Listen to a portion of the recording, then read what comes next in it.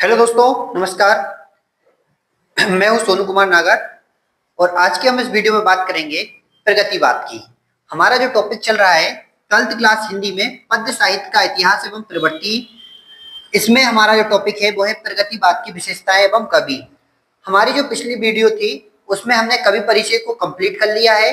दो वीडियो है, आप प्ले लिस्ट में जाकर इसको देख सकते हैं और दोनों वीडियो में हमने कवि परिचय कंप्लीट कर लिया है। इसके साथ ही इससे पहले वाली वीडियो में हमने रीतिकाल और छायावाद को अच्छे से पढ़ा है। वहां से एक क्वेश्चन जरूर आता है। आपने अगर वीडियो नहीं देखी है तो पिछली वीडियो को आप जाकर एक बार अच्छे से देख लें। अब इसके साथ ही हम इस वीडियो में देखेंगे प्रगतिवाद की विशेषताएं एवं कवि। चूंकि पद्य साहित्य का इतिहास एवं प्रवृत्ति से एक क्वेश्चन जरूर आता है। आप चाहो तो पिछले साल के 2-3 वर्ष के जो पेपर हैं इनको उठा के आप देख सकते हैं। वहां से आप देखोगे एक क्वेश्चन यहाँ से 100% आएगा। क्योंकि हमारी जो हिंदी है उसमें टोटल 15 टॉपिक है। 15 में से हमारा कवि परिचय पूरा समाप्त हो चुका है। इसके साथ छायावाद और रीतिकाल वो भी हमारा समाप्त हो चुका है। तो इस उसका ये पार्ट है प्रगतिवाद, प्रयोगवाद और नई कविताएं। आज हम इस 3 टॉपिक को इसमें ही ऐड करके समाप्त कर देंगे। तो यहाँ से हमारे हिंदी के जो 15 पॉइंट है, 15 में से 2 पॉइंट हमारे बिल्कुल समाप्त हो जाएंगे। तो चलिए बने रहिए पूरी वीडियो में आखिरी तक। और एक चीज और है, इसमें हमने नोट्स को इस प्रकार कंप्लीट करके बनाया है कि आप चाहो तो यूट्यूब पर कहीं पे भी वीडियो देख लें और पूरी हिंदी की बुकों को या कुंजियों को भी आप यूज करेंगे तो आपको बहुत सारा मिलेगा। इसमें से आपको समझ में नहीं आएगा क्या लिखे क्या छोड़े। तो बच्चे क्या करते हैं कि कुछ भी लिख कर आ जाते हैं, वहां पर उनको नंबर नहीं मिलते। तो हमने क्या करा कि मेन मेन जो की पॉइंट है, मेन मेन जो पॉइंट है उसके पहले नोट से बनाए, इसके बाद ही हमने वीडियो यहाँ पर आपको उपलब्ध करा रहे हैं। तो आप एक बार वीडियो को पूरा अच्छे से देखें और यहाँ से नोट्स जरूर बनाएं। और एक बार आपके नोट्स बन गए तो फिर आपकी हिंदी हमेशा के लिए बिल्कुल अच्छी हो जाएगी और आप 1-2 घंटे में पूरी हिंदी रिवाइज अच्छे से कर लेंगे और एग्जाम टाइम में भी इससे आपको बहुत फायदा होगा। तो चलिए हम आज प्रगतिवाद को अच्छे से समझते हैं। तो प्रगतिवाद को हम जब समझते हैं तो इसमें क्या आ सकता है, इसकी विशेषताएं एवं कवि। ये क्वेश्चन पिछले साल आया था तो आप इसको अच्छे से देख सकते हैं। सबसे पहले मैं इसका आपको इंट्रोडक्शन दे देता हूं कि जो प्रगतिवाद है वो 1936 से 1950 के बीच में चालू हुआ था।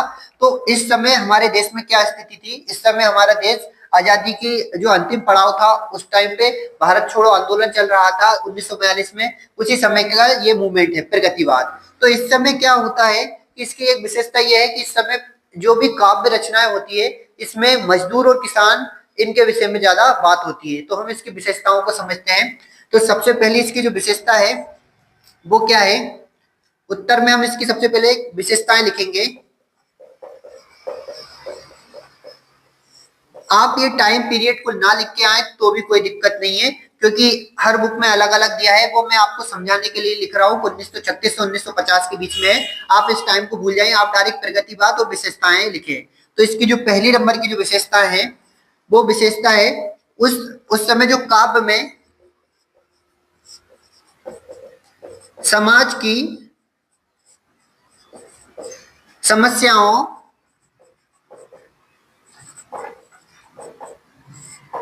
का वर्णन। अब जो समस्याएं थी वो क्या थी, जैसे गरीबी और शोषण। उस समय जो समस्या थी एक गरीबी थी और दूसरा क्या थी, शोषण थी। गरीबी और शोषण का मतलब यह था कि गरीबी उस समय बहुत ज्यादा व्यापक मात्रा में थी और शोषण का मतलब था अमीर वर्ग गरीब वर्ग का शोषण कर रहा था। तो उस समस्याओं को काव्य में वर्णन किया गया है। काव्य में समाज की समस्याओं का वर्णन है, गरीबी और शोषण के विषय में वर्णन है। इसके बाद में दूसरा जो पॉइंट है वो है जो काव्य की भाषा है। काव्य की भाषा सरल एवं जन सामान्य की भाषा का प्रयोग किया है। जन सामान्य की भाषा का प्रयोग किया है। काव्य में काव्य की जो भाषा है सरल एवं जन सामान्य की भाषा का प्रयोग किया है, क्योंकि उस टाइम पे जो समस्या चल रही थी गरीबी शोषण और मजदूर और किसान इनके विषय में बात हो रही है, तो उनके लिए सरल और जन सामान्य की भाषा का प्रयोग काव्य में किया गया है। इसके साथ ही तीसरा पॉइंट लिखेंगे, मजदूर एवं किसान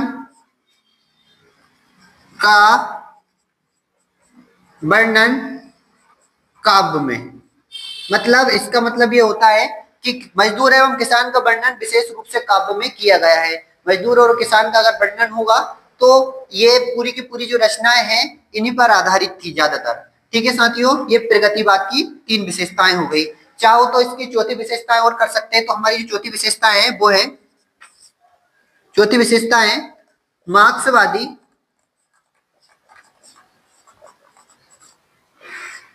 विचारधारा का प्रभाव। मार्क्सवादी विचारधारा का प्रभाव, इसका मतलब क्या होता है, मैं आपको एक मिनट, ये मार्क्सवादी विचारधारा बार बार आएगी तो इसका मतलब मैं समझा देता हूं। क्या हुआ कि जो जर्मनी थी, जर्मनी में कार्ल मार्क्स नाम के एक व्यक्ति थे। जर्मनी से कार्ल मार्क्स नाम का व्यक्ति थे, उनने एक सिद्धांत दिया था। उस टाइम पे क्या हो रहा था, एक तरफ अमीर वर्ग था और एक तरफ गरीब वर्ग था। तो जो अमीर वर्ग था, जो पूंजीपति वर्ग था, वो गरीबों का, मजदूरों का बहुत ज्यादा शोषण करते थे। तो ये कहते थे कि एक ऐसी क्रांति होना चाहिए मजदूरों और गरीबों की कि जो अमीरों की जो पूंजी है उसको सभी लोगों में समान रूप से बांट दिया जाए। यानी ये मजदूरों के साथ खड़े हुए थे मार्क्सवाद। तो मजदूरों और गरीबों के साथ मार्क्सवाद खड़े हुए थे, वो पूंजीपतियों के खिलाफ थे। तो यही उनका विचारधारा और यही उनका सिद्धांत था। तो चूंकि इसमें पूरा जो प्रगतिवाद है, इसमें मजदूर और किसान के विषय में बात हो रही है, तो मार्क्सवादी विचारधारा का प्रभाव जाहिर सी बात है इसमें होगा। तो हमारा ये चौथा पॉइंट क्या था कि मार्क्सवादी विचारधारा का इसमें प्रभाव था। तो हमारी ये 4 विशेषताएं हैं प्रगतिवाद की। काव्य में समाज की समस्याओं का वर्णन है, गरीबी, शोषण। इसके बाद काव्य की जो भाषा है सरल और जन सामान्य का प्रयोग किया गया है। इसके साथ मजदूर एवं किसान का वर्णन काव्य में किया गया है। मार्क्सवादी विचारधारा का इसमें प्रभाव था। अब इसके साथ ही हम इसके प्रमुख कवियों के बारे में और बात कर लेते हैं। इसमें मार्क्स प्रगतिवाद में कौन कौन से कवि थे, तो इसके कवियों के बारे में बात करते हैं। तो कवि कौन कौन है प्रमुख रूप से, इसमें है नागार्जुन, नागार्जुन, रामधारी सिंह दिनकर, रामधारी सिंह दिनकर,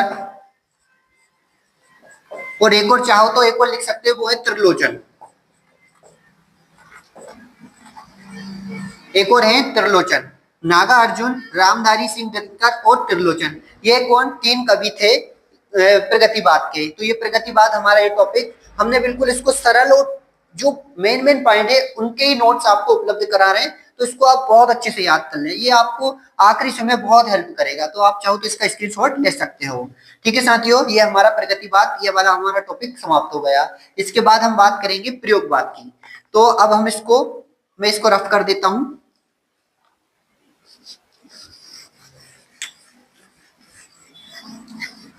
अब हम बात करेंगे प्रयोगवाद की। तो हमारा जो टॉपिक है वो है हमारा प्रयोगवाद। अगला हमारा जो टॉपिक है वो है प्रयोगवाद की विशेषताएं। प्रयोगवाद की विशेषताएं एवं कवि। तो इसका जो समय है,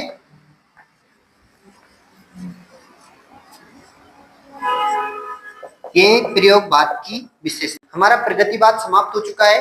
अब हम बात करते हैं प्रयोगवाद की। तो प्रयोगवाद का पहले समय देख लीजिए, यह है 1943 से 1960 के बीच में प्रयोगवाद का समय था। अब चूंकि वो 1936 से 1950 के बीच में था, तो आप सोचेंगे कि ये 1943 में कैसे आ गया, क्योंकि प्रयोगवाद यहाँ से चालू हो चुका था 1943 से, तो 1960 के बीच में है। अब हम इसकी सबसे पहले विशेषताएं पढ़ेंगे, इसके साथ ही इसके कुछ कवियों के बारे में देखेंगे। आपको सबसे पहले इसमें एक क्वेश्चन ये आया था कि प्रयोगवाद के प्रवर्तक कौन है। क्वेश्चन ये आया था प्रयोगवाद के प्रवर्तक कौन है। तो मैं सबसे पहले इनके प्रवर्तक के बारे में बता देता हूँ। प्रयोगवाद के जो प्रवर्तक थे वो कौन थे और इनकी विशेषताएं देख लेते हैं। तो सबसे पहले हम देखेंगे इनके प्रवर्तक। तो प्रवर्तक हमारे कौन थे, इनके जो प्रवर्तक थे अज्ञे जी थी। कवि का नाम है अज्ञे, अज्ञे जी थे जो प्रयोगवाद के क्या थे, प्रवर्तक थे। अब हम इनकी विशेषताओं को पढ़ेंगे। तो इनकी विशेषताएं क्या है, विशेषताओं को हम समझेंगे। तो इनकी विशेषताएं क्या है समझिए। नंबर 1, इनकी जो विशेषता है, इसमें क्या हुआ कि जो काव्य थे उसमें भावना के स्थान पर बौद्धिकता पर बल दिया गया था। भावना के स्थान पर काय पर बल दिया था, बौद्धिकता पर बल दिया था। इसका मतलब मैं अभी आपको समझाता हूं। काव्य में भावना के स्थान पर, भावना के स्थान पर बौद्धिकता पर बल। इसका मतलब क्या होता है समझिए।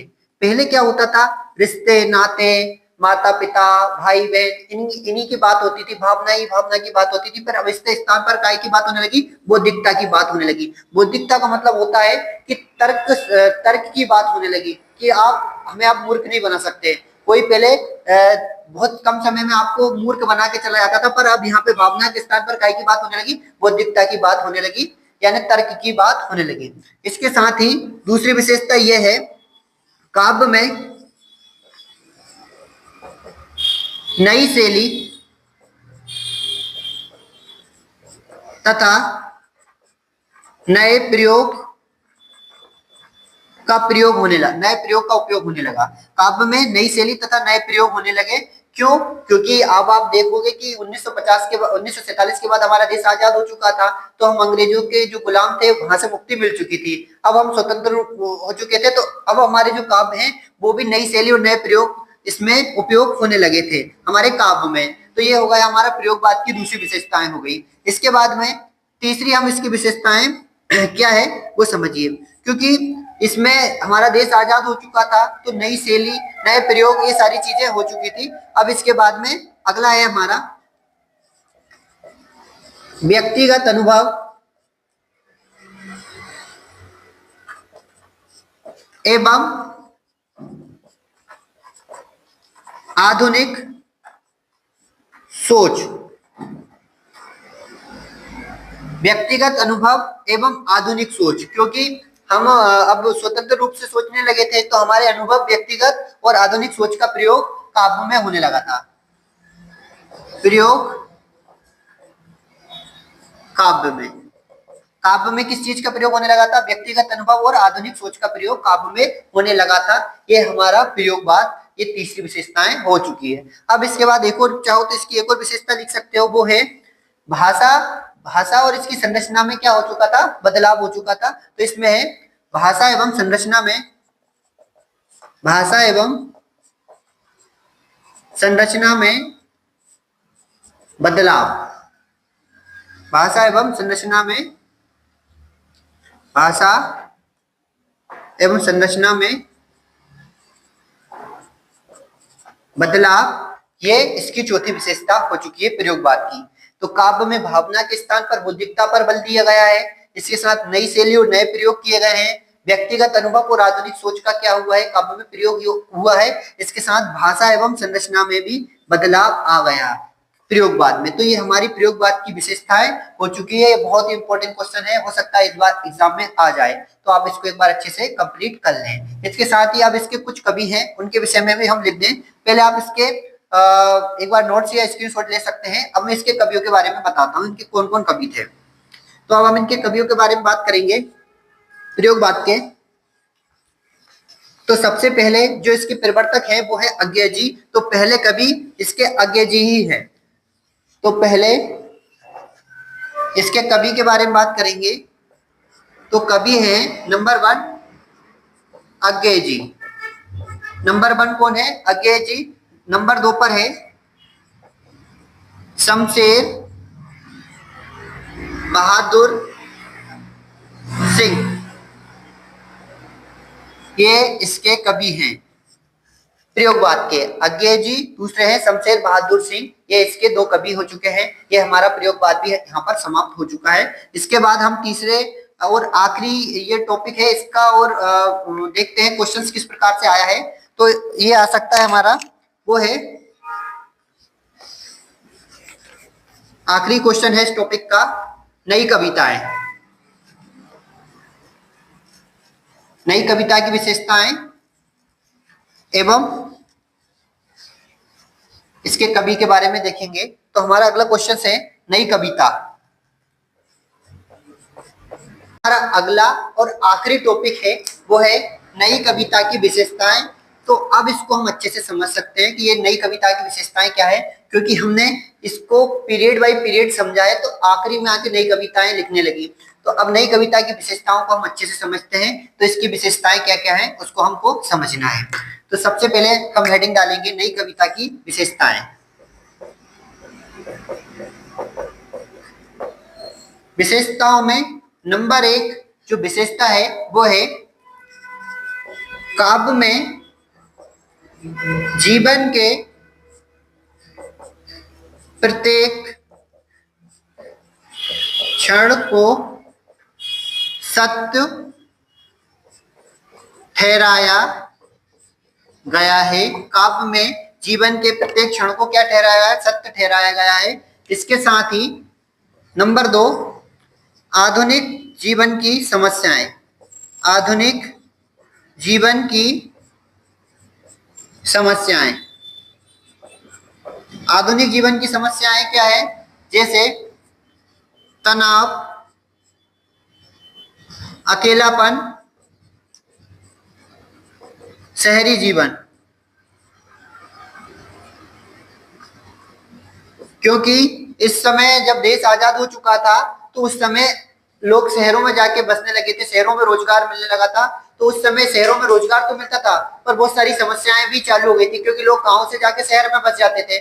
उस टाइम पे जो तनाव हो जाता था, अकेलापन होता था क्योंकि गांव से दूर चले गए। इसके बाद शहरी जीवन में बहुत सारी समस्याएं होती थी, तो वो सारी समस्याएं नई कविता जो होती थी उनमें दर्शाई जाती थी। तो काव्य में जीवन के प्रत्येक क्षण को सत्य ठहराया गया है, आधुनिक जीवन की समस्याएं दिखाई गई। इसके साथ ही काव्य में सीधी और सरल भाषा का प्रयोग किया गया है, यानी अलंकारों का प्रयोग कम कर दिया गया है यहाँ से। तो काव्य में सीधी एवं सरल भाषा, अलंकारों का प्रयोग कम कर दिया गया है। अलंकारों का प्रयोग कम, यानी अलंकारों का इन्होंने प्रयोग कम किया है। काव्य में सीधी एवं सरल भाषा का क्या किया गया है? यहाँ पर प्रयोग किया गया है। अब इसके साथ ही एक और पॉइंट एक्स्ट्रा में लिख सकते हैं, वो है व्यक्तिगत जीवन एवं अनुभव का काव्य में प्रयोग। काव्य में प्रयोग, ये इसका चौथा पॉइंट हो गया है नई कविता का। तो इसमें होगा काव्य में जीवन के प्रत्येक क्षण को सत्य ठहराया गया है, आधुनिक जीवन की समस्याएं, तनाव, अकेलापन, शहरी जीवन, इसका विषय वर्णन किया है। काव्य में सीधे और सरल भाषा का प्रयोग किया है, जिसमें अलंकारों का कम प्रयोग किया है। इसके साथ ही व्यक्तिगत जीवन एवं अनुभव का काव्य में प्रयोग किया गया है। ये हमारी नई कविता की क्या हो चुकी है? विशेषताएं हो चुकी है।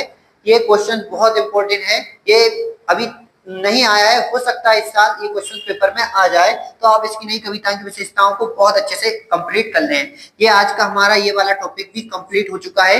हिंदी के पद्य साहित्य का इतिहास एवं प्रवृत्तियां, इसमें हमने ये वाला नई कविता वाला जो क्वेश्चन था 5वें नंबर का था, इसको आप अच्छे से कंप्लीट कर लें। ये हमारा कंप्लीट हो चुका है ये वाला टॉपिक भी। अब हमारे वीडियो में कवि परिचय हो चुके हैं, पद्य साहित्य का इतिहास एवं प्रवृत्तियां हो गई, जिसमें हमने छायावाद, रीतिकाल, प्रगतिवाद, प्रयोगवाद, नई कविताएं कंप्लीट की हैं। तो आप इनको अच्छे से नोट्स बना के कंप्लीट कर लें। वीडियो को 1 से 2 बार देखें तो आपको ये हमेशा के लिए याद हो जाएंगे, तो आपको इनको कंप्लीट कर लें। धन्यवाद साथियों। अब आगे की वीडियो में हम नए टॉपिक को लेकर आएंगे। तो आपको अगर वीडियो पसंद आए तो वीडियो को लाइक करें, चैनल को सब्सक्राइब करें, और यहाँ पर आपको पूरी जो भी क्लास की अपडेट रहेगी वो आपको तुरंत मिलेगी। साथ ही आपको जो नोट्स है वो बिल्कुल हैंड रिटन में और